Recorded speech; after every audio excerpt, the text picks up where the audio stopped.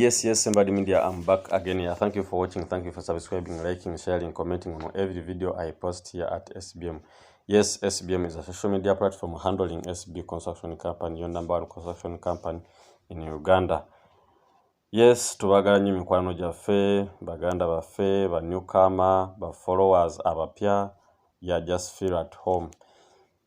Lunaku olwaleero nkomyewo ne video yaffe eno ya 2-bedroom, simple 2-bedroom. Nagibabuulira ebigikwatako okuva mu video zaffe enkadde. Ku ploti kwetudde, gwe wennaali yabuuza nti nze nina fuuti 4 kwa 25, nina fuuti 3 kwa 4 egendako. Nabagamba at least ploti zino entono side emu ino okubeera nga mpanvu ko banga ngaziko okusobola okuwa okufe bayingine ennyumba yeno gikubira plan okulaba nti etulawo bulungi. Okay, naye ploti talina kubeera nga mu bufunda bwayo ate nebanga yonna yenkana ate mu bufunda bwayo. No, at least side emu ino okubanga ngazimu. Tikyentegeeza fuuti 26 ku fuuti nga 48. Okay, fuuti nga 3 ku fuuti nga 5. Okay, so nebeera nga kituwa empenda oba ogiplaningira obulungi okulaba ti project yo etuulako n'obutonoona space. Okay, kuba ploti enfunda nga yenna yenkanankana nenga ntono ogenda okulaba nti ettako rooms ezimu nga tolina kyosobola teekawo, oba sekyo ploti eri zigizaga nti newebanga ngazi naye nga tetambula mu street ng'eri awo egenda ekoona ekuba amakoona, ezo ploti zitta nnyo space, nti zitta nnyo ploti, zitta nnyo wekijja mu kigambo ky'okugizimbako. Nti wandigenze rooms 3 osanga agendawo rooms 2 nga ka space kasigalawo tolina kyosobola kateekamu, kali awo wekatyo kali mu format ya triangle, kali mu format ya sumbuusa. Toyina tekasobola genda mu toyi, toyina kyosobola kateekamu. N'okasimbamu omuti ate guba gugenze eri mu ploti ya mulala. Kati ebintu ebyo olina obyewala ploti ezifaanana bwe zityo. So nti ntono ate nayo kenyini teyakula bulungi. Nkomyewo ne video yaffe eno ya 2-bedroom, simple 2-bedroom. Akayumba kano oba ennyumba zino sente zino zetwogerako wano n'owulira nti $15 million, $20 million, $3 million. Ya sente zino mu kuzimba tezivaayo mulundi gumu. Sente ezo zijja mu phases. Naye gwe weebuuze eza phase esooka oziina, ye woba oziina eza phase ey'okubiri zigenda kuvaawa. Nga tolina kulowooza kutandika esooka, kati lowooza ku phase eddako zinaavaawa. Nti woba okola salary, okay, timanyi nti ngenda kukola omwezi guno guti nfune ezikola ki eziddako. So saagala obeereyo otye kugaana kutandika kuzimba, obeereyo otye oleme kusalawo so nga ate sente oluusi z'oyina zisobola ozimba. Nabagamba omuntu afuna salary omwezi osobola okuzimbira ddala bulungi as long as nti salary yo oba omulimu gw'oliko guli stable. Otherwise kati mmwe ababuuza plastering, bintu bitono nnyo byetaaga okumanya. Cement n'omusenyu bibyo byokka. Sente mmeka ezigenda oba sente zo spending ezeetagisiza mu material. Naye manya otuba tugenda mu plastering ebintu bino wammanga oba wabimaze, oba wamaliriza okufiitingamu, oba wamaliriza pipe work ow'amazzi n'amasannyalaze nsubira ebyo oba wabimaliriza. Fitting okuggala nina video gye nakozeeko emabega osobola okebera ku YouTube channel yaffe ekwatagana n'okuggala ku zino ennyumba ezisookebwako. Nembabwa standard ya price, that is standard y'amadinisa price zaawo kugabeera n'enjigi. Si biri ebyebbeeyi ennyo ate si bino ebya layisi ennyo, naye biri ku standard. Eddinisa eriri ku standard. Okay, nembabuulira ebbeeyi mwe litandikira. Otherwise kati mmwe ababuuza plastering, cement tubali wakati w'ensawo 37 kwa 38. That means ku mitwalo 3.6 cement awo wali 3.7 according to different hardwares. Okay, so awo ne tubala wakakadde kamunga mu emitwalo 29 n'ekitundu. according to my calculations. Tubalewo omusenyu, tulina omusenyu gwa mirundi ebiri. Tujja kwetaaga ogw'ennyanja, that is lake sand, ne river sand. River sand ye plaster. Plaster tujja kwetaaga forward 2. Okay, forward 2. Ne lake sand tujja kwetaagayo forward 1. Naye ekyenjawulo ekiri ku guno omusenyu oba forward. Forward tulina ebika bya forward. Emmotoka ereeta ogwo omusenyu ya forward. Ebika 3.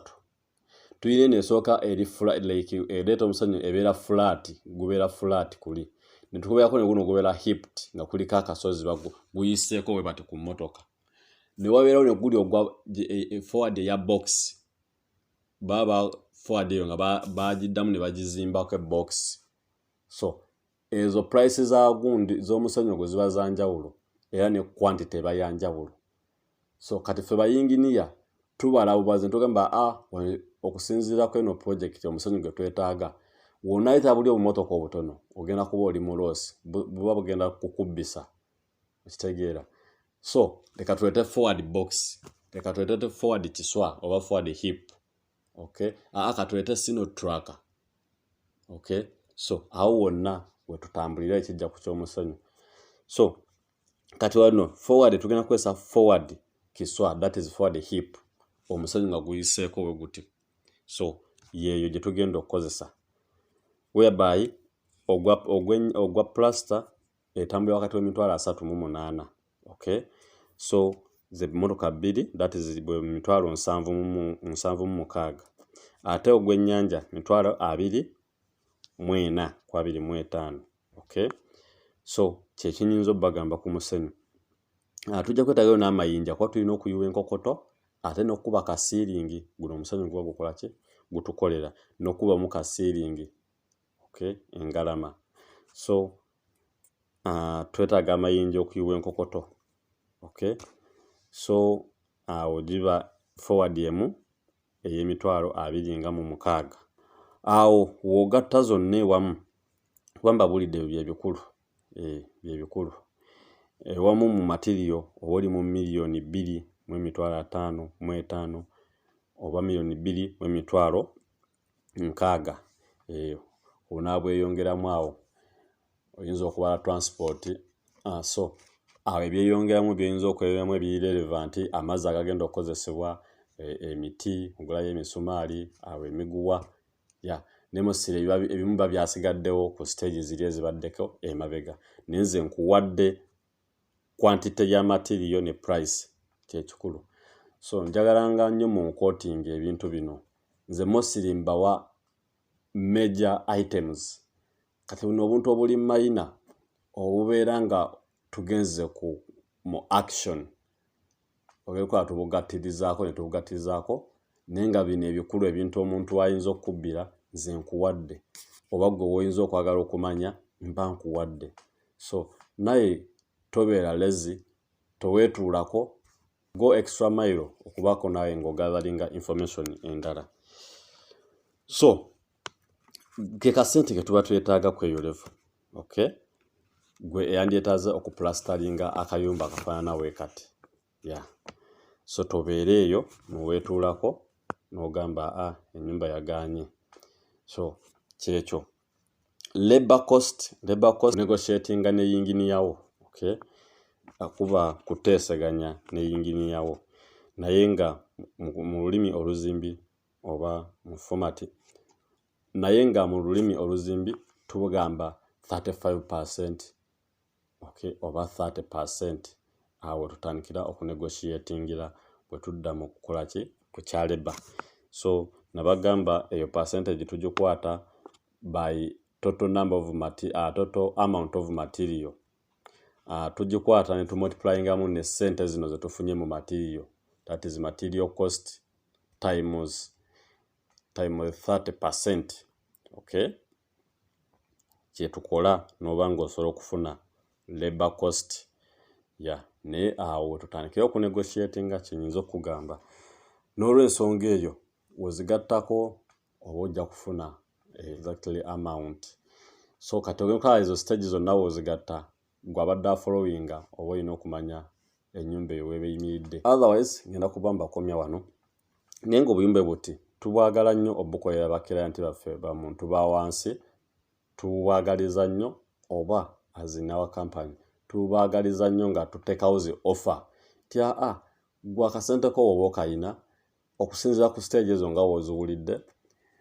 Stage esooka omanyi ssente bwe tugambye, material noonya 70% material awere, then kati jangu ezo offer tuziyina tuziwanga kubako ka project katono nnyo, kitegeera katono nnyo ka project ku muntu akola, ku muntu afuna salary asobola kuzimba ennyumba efaananako bwetyo.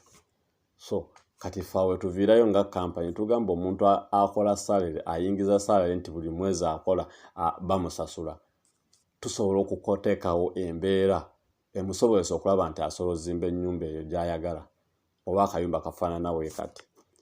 Okay, so kyekintu ekyo ezo offer we ziri nemutira bwereere n'obeera eyo n'otereka $7,000,000 at the end of the day nezibula neziggwawo ebyo n'obivaako n'owookinga zino video mwaka ku mwaka naye era n'olema otandika n'olema okusalawo nti leero kantandike.